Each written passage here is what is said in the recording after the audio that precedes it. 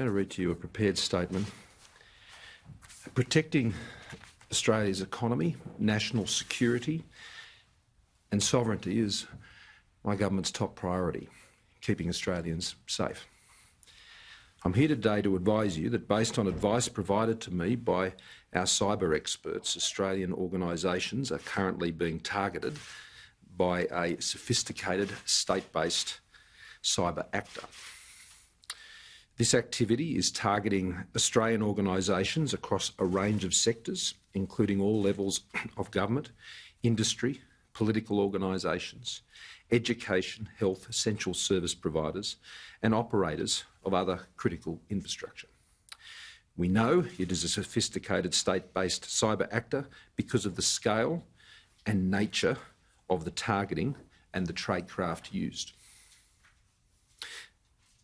The Australian government is aware of and alert to the threat of cyber attacks. Our government's expert agency on cyber matters is the Australian Cyber Security Centre.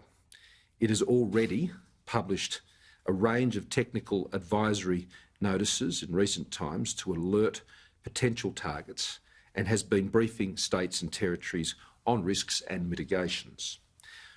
Regrettably, this activity is not new, but frequency has been increasing.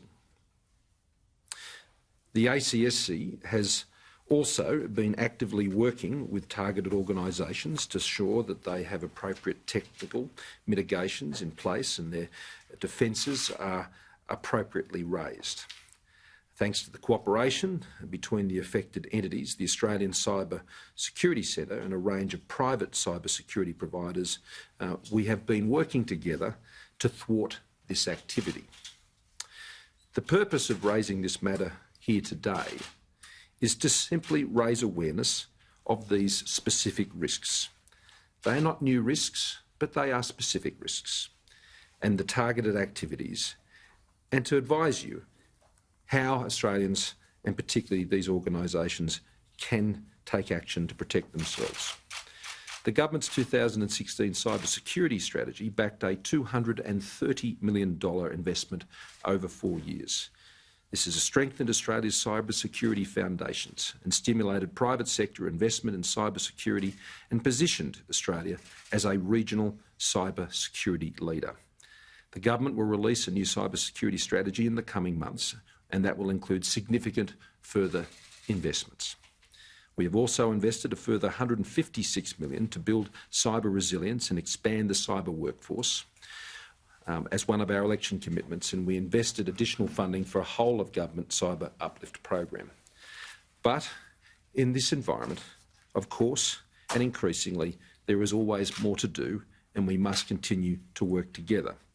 Cyber security is a whole-of-community effort, government, industry and individuals.